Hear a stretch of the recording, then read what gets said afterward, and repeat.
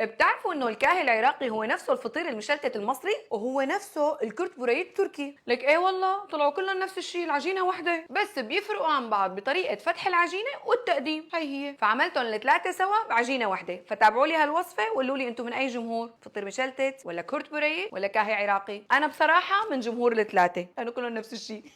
تابعوا الوصفة الأخير. بالبداية عجينتنا لكل الوصفات رح تكون وحدة، فرح نحتاج 6 كاسات طحين، وأصول العجينة هي لكل الوصفات بس شوية ملح. بس أنا بدي يتفزلك فرح ضيف رشة سكر، ورح ضيف كاستين مي فاتر، هي الأولى بسم الله، والثانية رح ضيفها بالتدريج، لأنه حسب نوع الطحين مرات بيطلب شوي أكثر ومرات شوي أقل، فبنضيفهم بالتدريج لنوصل للقوام المطلوب وبنشوف وقت قد بده ياخذ، فما في عيار مي مزبوط عشان ما تقولوا قلت لكم كاستين وما طلعت، كل مين وطحيناته. وبعد ما مسكت عندي العجينه رح ضيف عليها ملعقه طعام زبده بدرجه حراره الغرفه، وهي اضافه مني عشان تحسن قوام العجينه وتخليها رطبه وطريه، ونكمل بقى عجن حسبت 10 دقائق. وهذا قوام العجينه المطلوب. تعالي يا حبيبتي، خايفه ليه؟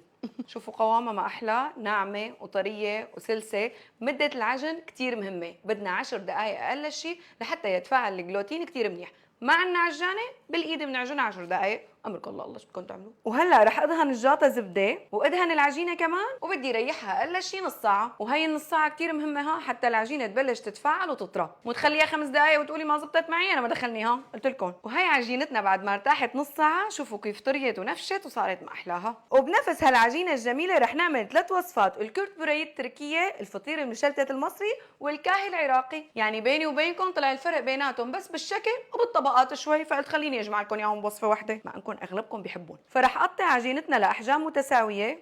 ابدا مو متساويه. وطلعوا كتير كبار، فرح اقطعهم كمان هيك عشان يطلع عنا عدد اكثر. 3 وصفات عم بعمل. ورح ادهنهم زبده مدوبتها، ورح غطيهم وخليهم يرتاحوا 10 دقائق ربع ساعه بالكثير، وبرجع لكم صار بدي فنجان قهوه. وبعد ما ارتاحوا رح افتحهم بهذا الشكل، شوفوا شلون طريه بتجي معكم. وعندي هون 150 جرام زبده بدرجه حراره الغرفه، رح اضيف عليهم شويه زيت نباتي. وليش ما استخدمت الزيت النباتي لحاله؟ لانه بالخبز الزيت النباتي بيبس العجينه، اما الزبده لانه فيها حليب بتخليها طريه. وادهن العجينه وراح خليها بالجاطه المدهونه زبده، وكمل نفس الشيء بهذا الشكل لخلص العجين، واصفهم فوق بعض. وبما انه اليوم يوم الراحه فرح غطيها وكمان نريحها ربع ساعه، وسنعود وبعد قليل. وبعد ما ارتاحت العجينه عندي وصارت تمام رح بلش بوصفاتي، ورح ابدا بالفطير المشلتت، ورح اخذ منهم 10 طبقات اصغر حجم موجود، ونبلش نمد. وعادي اذا تشقشقت هيك شوي لانه هن حيصيروا طبقات فوق بعض، يعني فعادي، يعني في اسهل من هيك. شوفوا بتاخذوا طبقه بترجعوا بتمدوا ورققوها قد ما فيكم. اذا شفتوا القطعه كبيره عادي ارجعوا اقسموها او مدوها، لانه انا عم بعمل اكثر من وصفه هيك فتخربطت عندي الاحجام.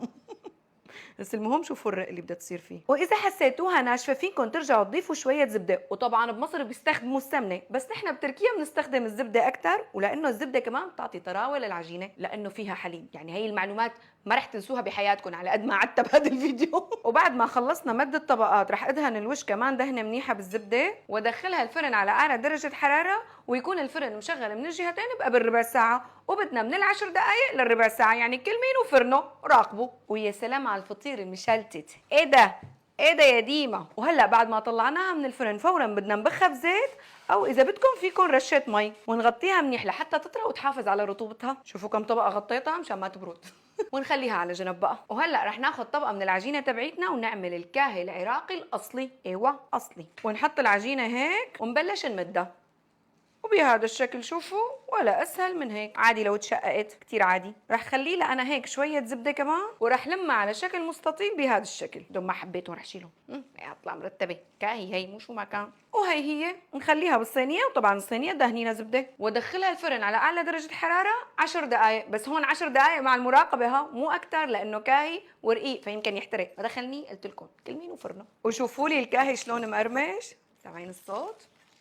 هذا الكاهي العراقي الصح. ونخلي لها الجيمر عيني يعني القشطة وشوية قطر يعني شيرة، وصارت جاهزة. اي شو هاد غير شكل. وهلا ناخذ باقي الطبقات لنعمل بقى وصفة الكرت بوريه.